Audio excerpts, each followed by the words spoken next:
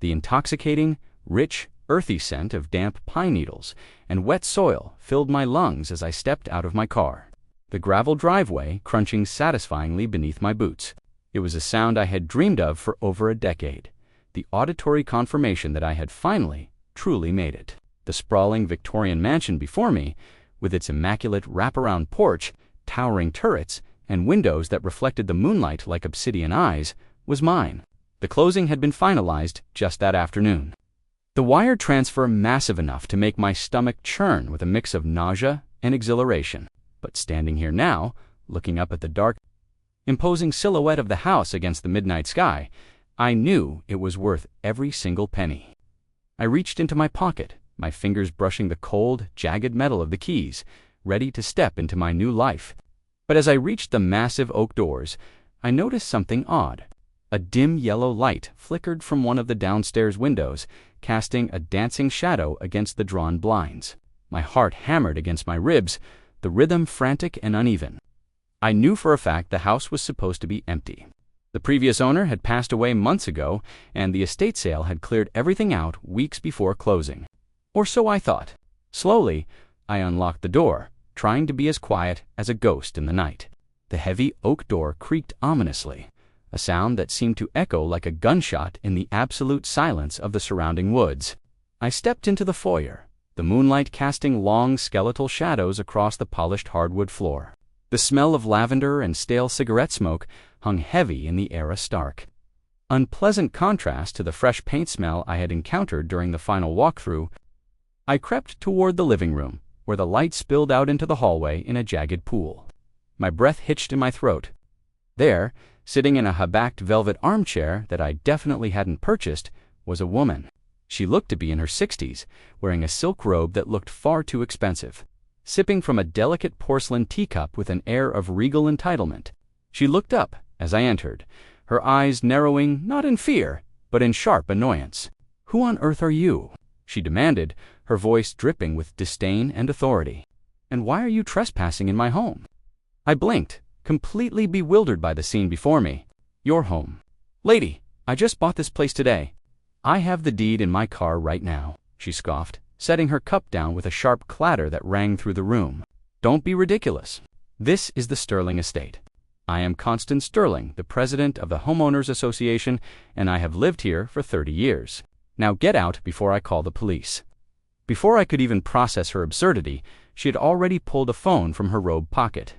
The audacity was breathtaking. I stood my ground, my indignation rising like bile.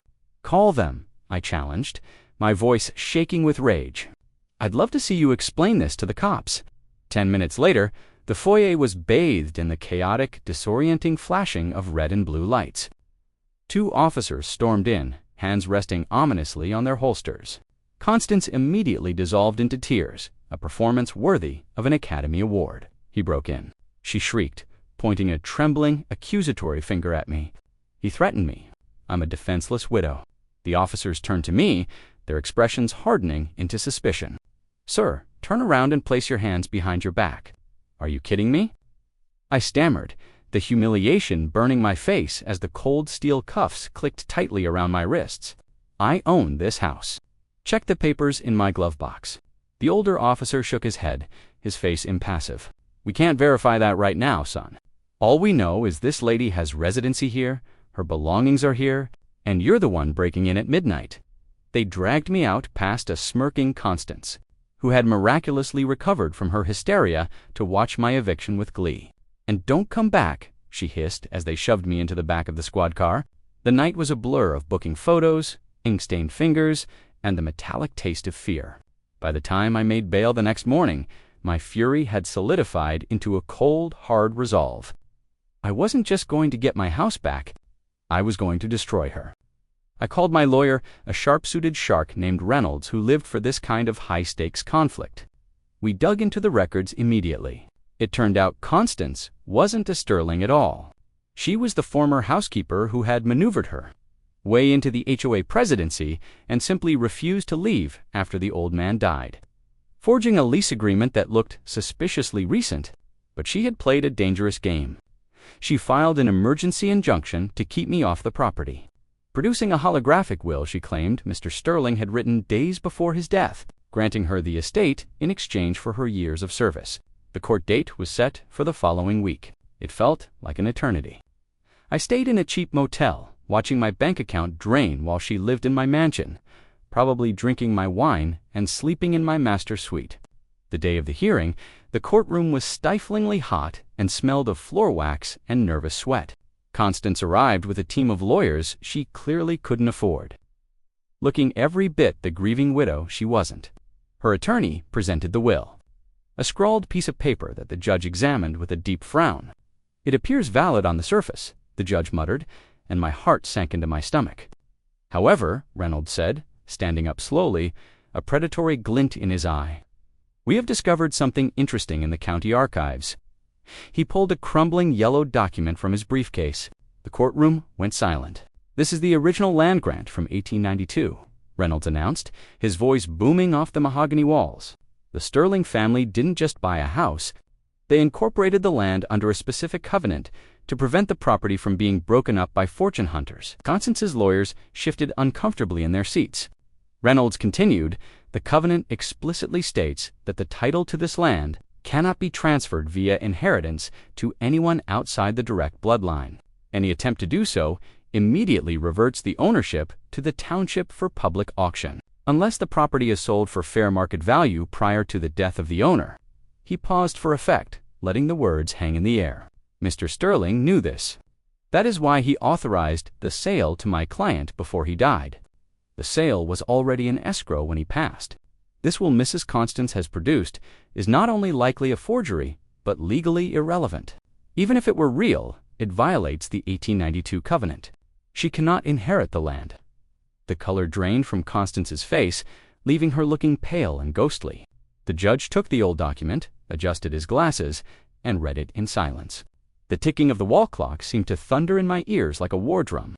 Finally, the judge looked up. "The covenant is ironclad," he ruled, slamming his gavel down with a sound of finality. "The will is void regarding the real estate. The sale to the plaintiff stands. Mrs. Constance, you have 24 hours to vacate the premises, or you will be removed by the sheriff." Constance let out a screech of pure, unadulterated rage, but her lawyers were already packing up, knowing they had lost. The victory was sweeter than I could have imagined. Returning to the mansion 2 days later was a different experience entirely. The smell of stale smoke was gone, replaced by the fresh, clean scent of victory and lemon polish. I walked through the empty rooms, the silence now peaceful rather than eerie. The high ceilings, the intricate molding, the view of the lake from the master bedroom, it was finally truly mine. I found a bottle of champagne in the pantry that she hadn't managed to find, popped the cork, and walked out onto the porch. The sun was setting, painting the sky in shades of purple and gold. I took a sip, letting the bubbles fizz on my tongue, and smiled. I had walked into a nightmare and walked out with a kingdom. Sometimes, the only way to truly appreciate what you have is to fight for it against someone who thinks they can take it away. It was a hard lesson, but standing there in the quiet of my own home, I knew it was one I would never forget. Thank you for watching, and don't forget to like and subscribe for more stories.